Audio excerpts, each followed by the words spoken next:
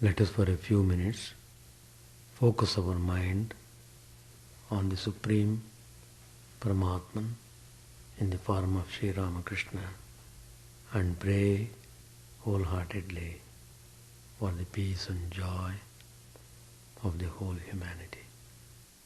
Shanti Shanti Hari Om Tat Sat Om Stavakaya Cha Dharmasya Sarvadharmasvarupine Stavakaya Cha Dharmasya Sarvadharmasvarupine Avatar Varishtaya Ramakrishna Te Namah Asato Ma Sadgamaya Tamaso Ma Jyotirgamaya Mrityormamritangamaya Om Shanti Shanti Shanti. Let us bow down to Sri Ramakrishna, the embodiment of all religions, the Supreme God incarnate.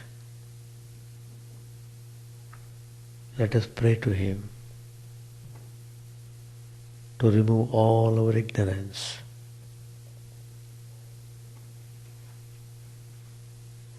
to light the lamp of knowledge, to lead us from death to immortality. In last 2-3 classes we have been discussing the important, significant role of worship in our spiritual life.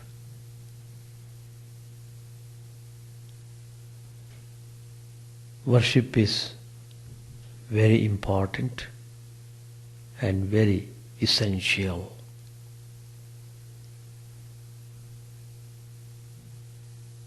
Swami Vivekananda advocated non-dualism.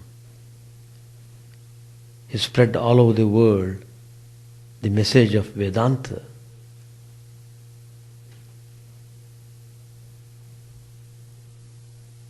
But then Swami Vivekananda himself introduced the worship of Divine Mother. He has written a detailed note how to perform the Durga Puja in Belur Math. It is done in all details, strictly following the method of scriptures, and it is well done. Several hundred people attend the program on Durga Puja day. At least 200,000 people will be there. When I was in Calcutta, I was overwhelmed to see that worship of Divine Mother was done so elaborately and so carefully, how they take all precaution to do the worship very thoroughly. The pujari who has to do the worship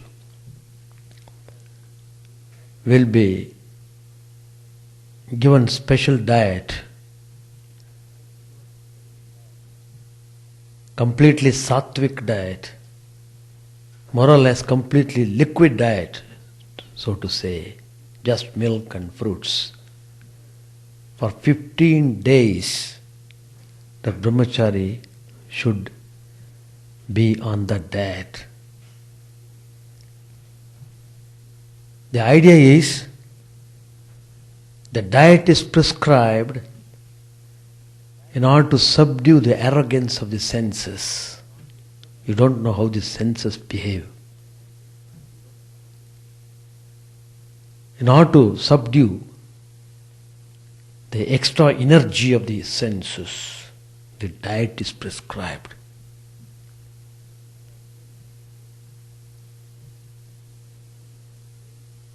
And on one of the days they bring a child from a cultured family, aged between 5 and 6 years.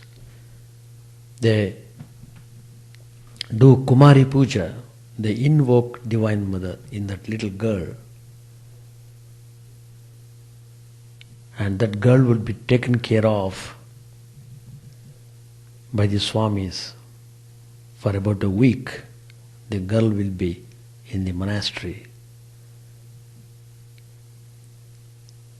It will be taken special care to look after her. All these details are worked out. And you must know, throughout the Ramakrishna mission, a very great importance is given to worship. Swami Ramakrishna Ji, one of the direct disciples of Sri Ramakrishna, he was foremost in introducing this worship. And so we are all here in the name of Sri Ramakrishna. So every part of worship is very significant and elevating. In fact, he was telling Pandit Shashadhar to step into devotional practices. And in that context, Sri Ramakrishna told him to offer worship. In last 2-3 classes, I have been dealing with this subject very thoroughly so that you can have clear understanding of this worship.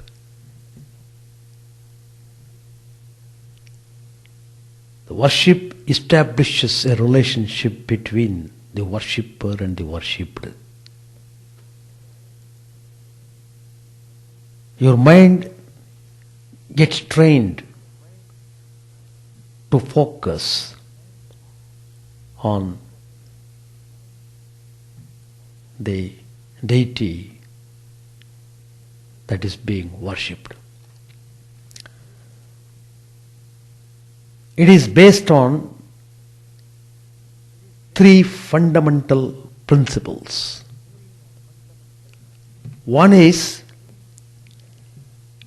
deification of the worshipper. That is the act of exalting.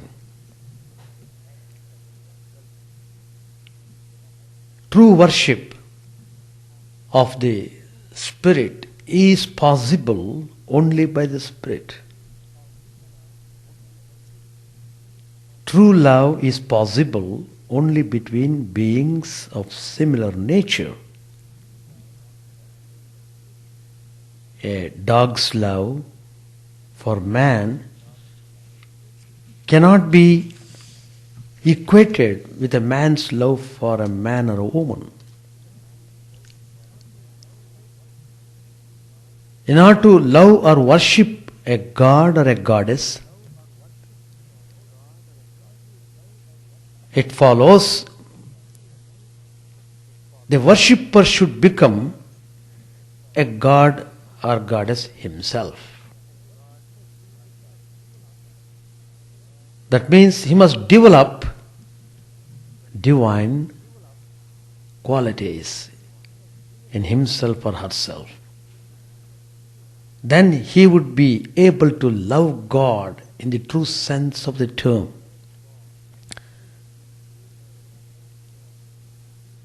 You know, according to Vedanta, all the souls are parts of one supreme spirit.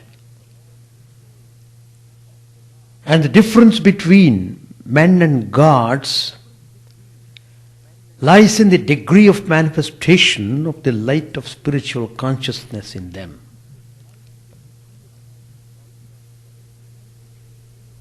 Probably you are well aware of the word Deva. We often say, in our worship also, every day, probably you might have noticed that the mantra which I use, Om Aim Sarvadeva Devi Swarupaya Sri Ramakrishnaya Namaha. That is the mantra of the worship which I am doing every day in this shrine. Throughout the Ramakrishna Mission centers, the same mantra is used for worship. The meaning of that mantra is Sri Ramakrishna represents the Supreme Spirit, the embodiment of all gods and goddesses. He is everything. He is everywhere, all-pervading Spirit. So the word Deva literally means the shining one.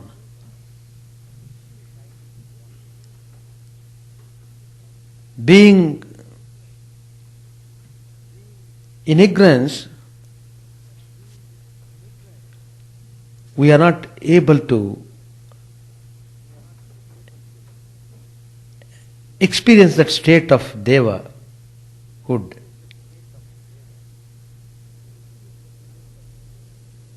The light of Atman shines brilliantly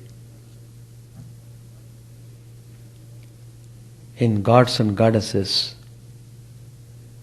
whereas in us it doesn't shine in the same way because of the covering of the ignorance. So that means we should try to get rid of ignorance. Then you can manifest that inner light.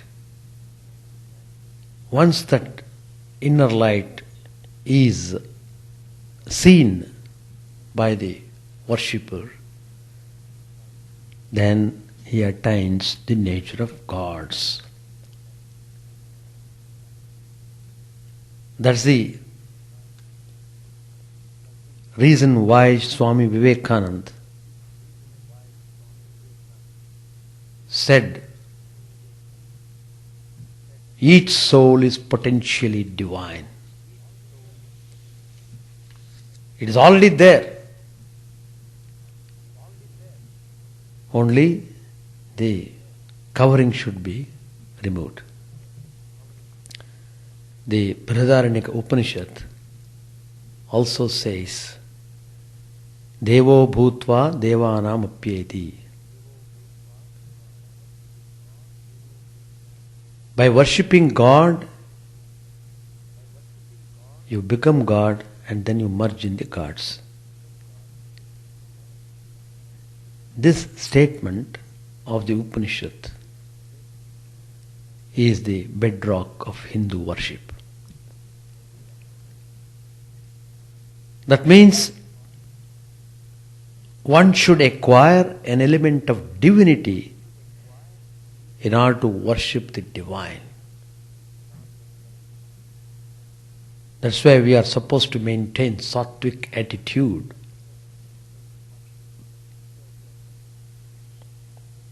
particularly when you are proceeding to do puja, you must prepare your mind properly. That's why we say take bath, wear the washed clothes, feel yourself clean, physically, mentally, then enter the puja room. As soon as you enter the puja room, the first and foremost thing that you should do is to bow down. The worship starts from there. If you forget to bow down, then worship is not started at all, even though you are sitting and ringing the bell and doing all sorts of things. It is as if you have not opened the valve. Water is not flowing because valve is closed. So, the act of worship starts from the way how you enter the puja room. With all humility, with love, reverence and devotion. Every aspect is very important. You are here to evolve spiritually. You are here to achieve spiritual goal. Then you have to follow these things meticulously. How does a man acquire divinity? This takes us to the second fundamental principle of worship, known as Yatha Kratu. Chandogya Upanishad says, as is one's will, so does he become. That's the meaning of Yatha Kratu.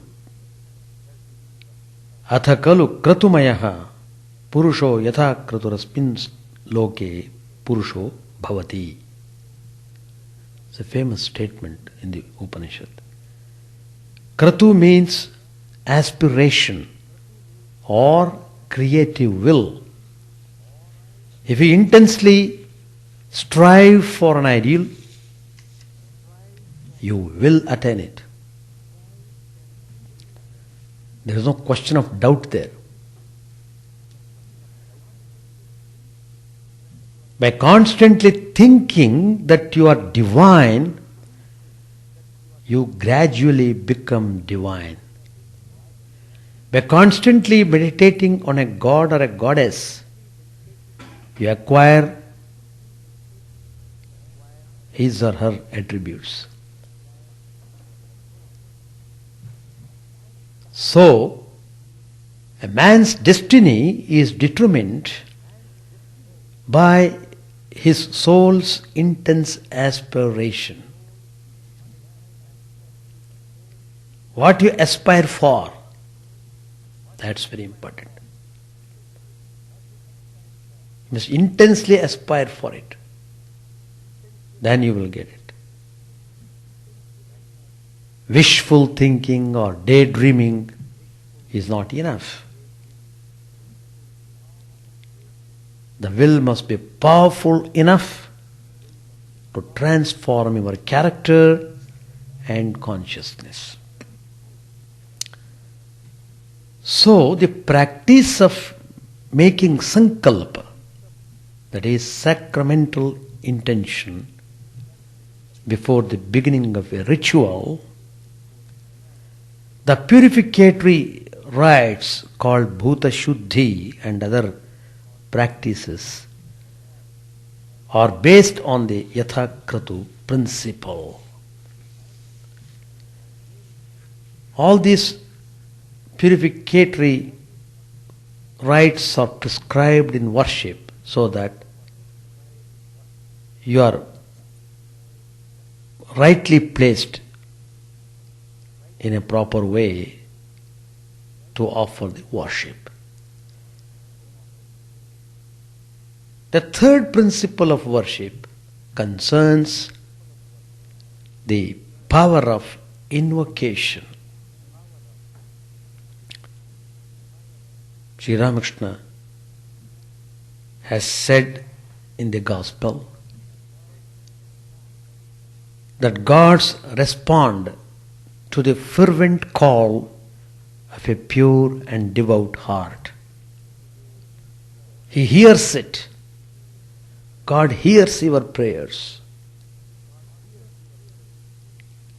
God can hear the movement of the ant. These are the words of Sri Ramakrishna. So the all-pervading divine can be invoked in a specially consecrated image. So herein comes the importance of image worship.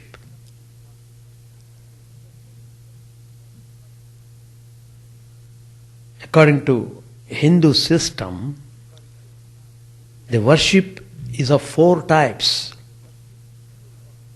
One is ritualistic worship. The second one, vocal worship. The third one, mental worship. And the fourth one, manual worship. Very nicely classified. Each one is very interesting, how it takes his soul near God. In ritualistic worship, one propitiates God to fulfill one's desires.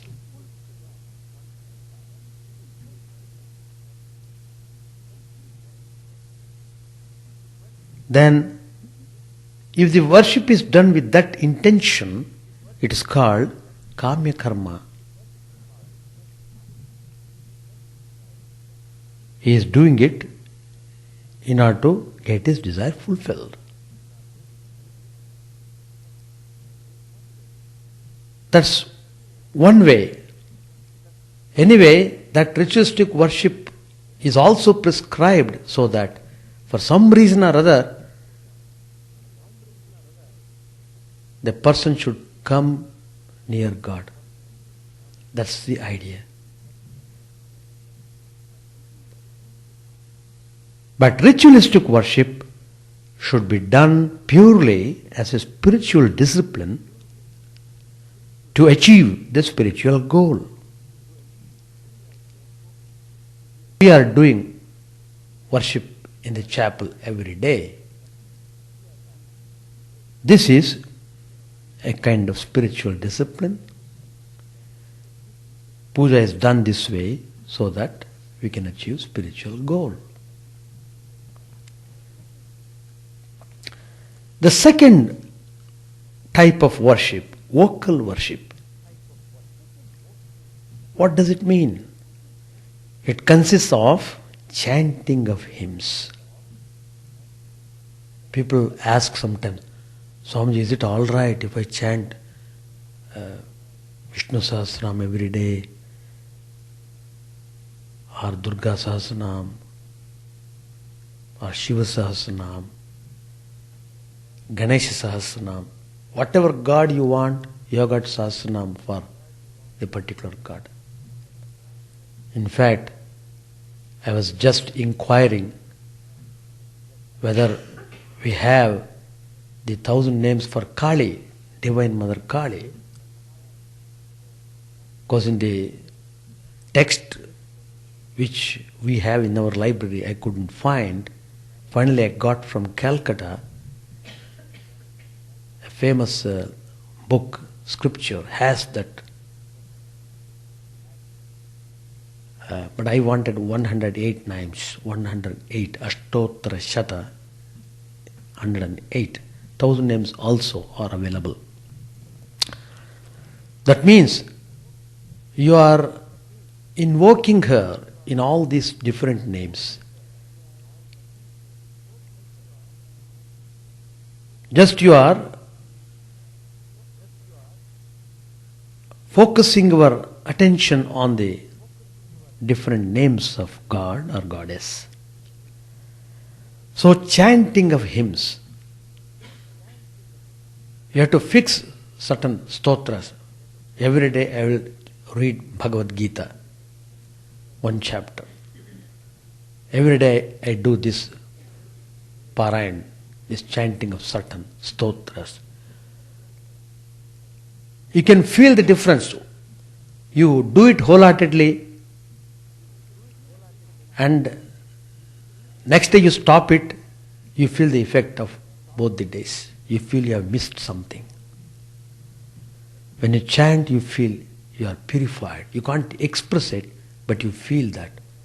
A kind of supreme satisfaction that you could offer worship to God. So, chanting of hymns, then singing of devotional songs, bhajans, they are all considered as worship. It's called vocal worship. Vocal worship. Third one, mental worship. That is, repetition of a mantra, japa what we call, and visualization of the deity. That is bhavana. When you are repeating the name, the formula, the mystic formula, when you are repeating the mantra, at the same time you visualize the form of that mantra on whom you are meditating upon. So, this is mental worship. Closing your eyes, withdrawing all your senses from external things, and engaging all the senses, particularly the mind, in repeating the divine mantra as many times as you can. If you are able to do for 1 hour, that means you have done 1 hour worship.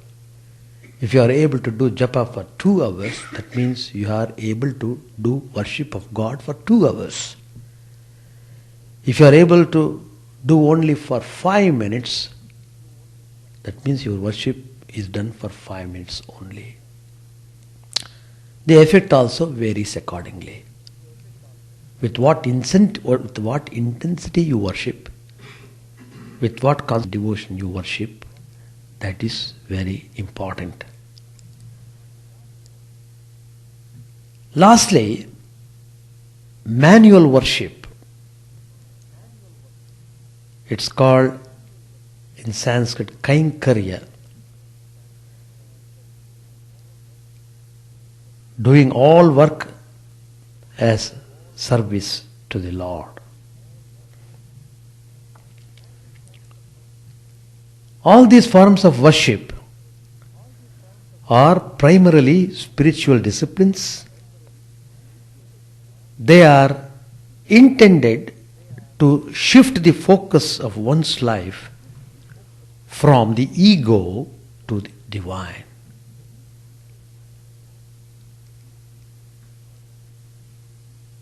According to Sri Ramanujacharya, in the properly consecrated images, God manifests Himself in His special aspect called Archa. There is a famous temple in Kanjivaram. I had gone there.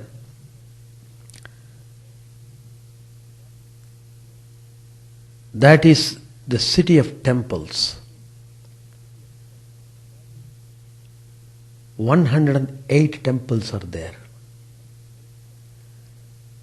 Each temple is so grand, so nice to look at. And the most important shrine of the place is Kamakshi, the Divine Mother.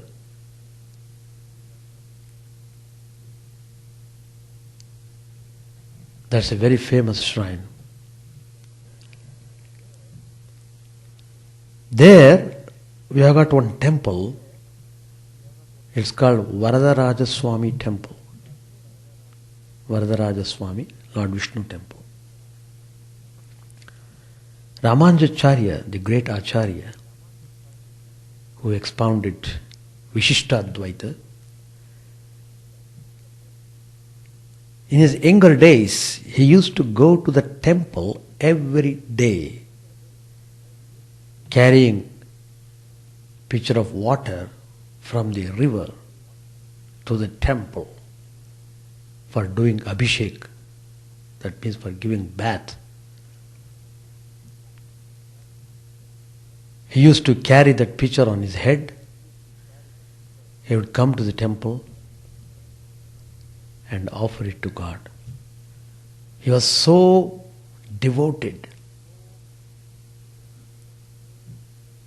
And he did this service so well. He could see Lord Vishnu. He could converse with him. He could talk with him as Sri Ramakrishna talked with Divine Mother Kali. Which inspired him to renounce the world. He had married, but then he could not stay any longer in the world, in the worldly sense. Just he left off everything, came to the temple, offered the clothes, Gerva clothes. He offered them at the feet of Lord Vishnu, meditated there for some time, then he wore them on. From that time onwards, he was a monk. Nobody gave sannyas to him. It is as if God himself gave sannyas to him. He went directly to God and took. It's a fantastic life. If you are interested, you please read. Swami Ramakrishna has written Life of Sri Ramanuja. Very beautiful life. So, worship has got tremendous significance.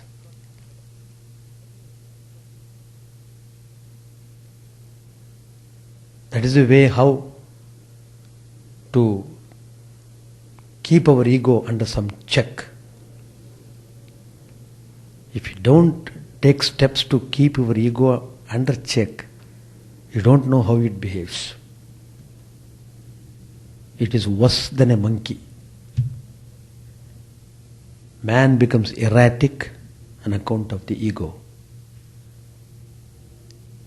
Conflicts, doubts, all these things happen just on account of the existence of uncontrollable,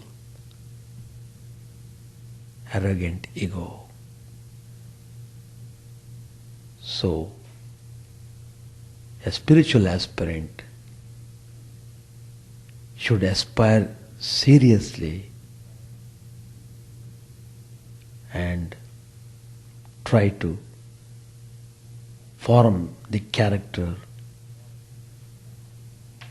by following all these methods. Then certainly he will reach the goal.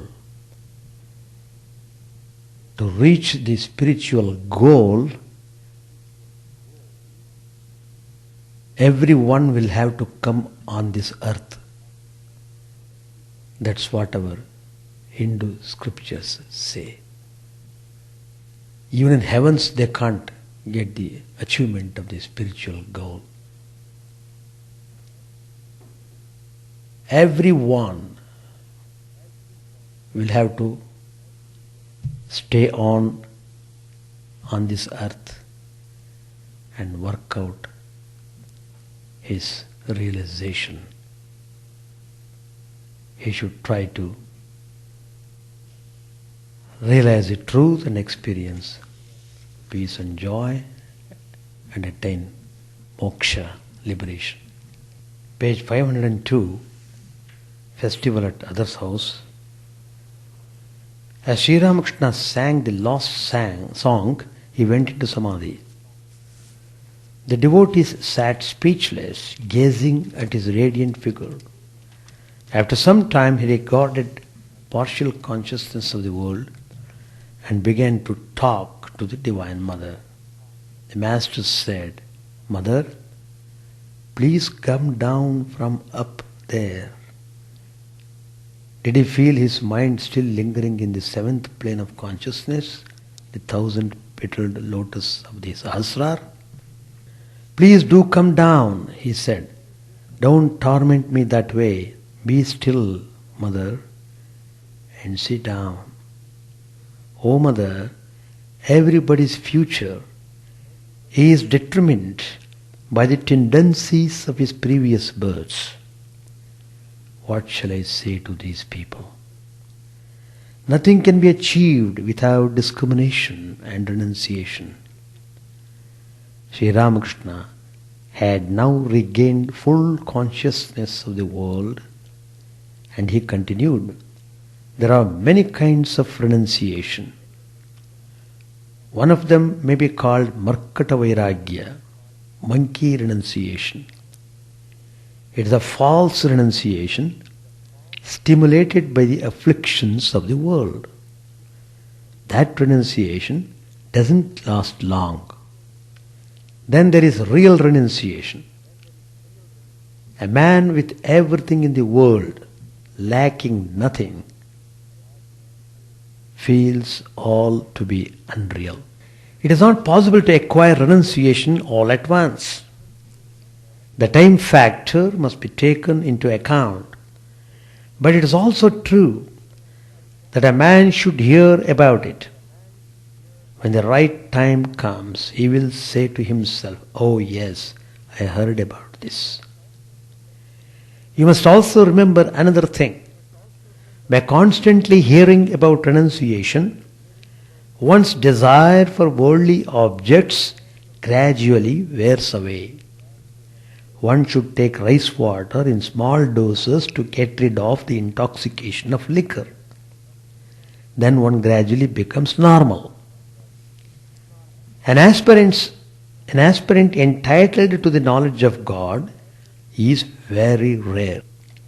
It is said in the Gita that 1 in thousands desires to know God. And again, that among thousands who have such a desire, only one is able to know Him. A devotee quoted the text from the Gita, Manushyanam Sahasreshu, like that. Master said, as your attachment to the world diminishes, your spiritual knowledge will increase. Attachment to the world means attachment to lust and gold. It is not given to everybody to feel prem, ecstatic love of God. Chaitanya experienced it. An ordinary man can at the most experience bhava. Only the Ishwar kotis, such as divine incarnations, experience prema. When prema is awakened, the devotee not only feels the world to be unreal, but forgets even the body which everyone loves so intensely. In a Persian book it is said that inside the skin is the flesh, inside the flesh the bone, inside the bone the marrow, and so on. But that prema is the innermost of all. One becomes soft and tender through prema. On account of this prema, Krishna became Tribhanga, literally bent in 3 places. The usual standing figure of Krishna is bent in 3 places, namely the neck, the waist and the knees. Prema is a rope by which you can tether God, as it were. Whenever you want to see Him, you have merely to pull the rope. Whenever you call Him, He will appear before you. The mature stage of bhakti is bhava. When one attains it, one remains speechless, thinking of Sachidananda. The feeling of an ordinary man can go only that far. When bhava ripens, it becomes mahabhava. Prema is a last. You know the difference between a green mango and a ripe one. Unalloyed love of God is the essential thing. All else is unreal. Once Rama was pleased with the prayer of Narad and told him to ask for a boon. Narad prayed for pure love and said further, O Rama, please grant that I may not be deluded by thy world bewitching Maya.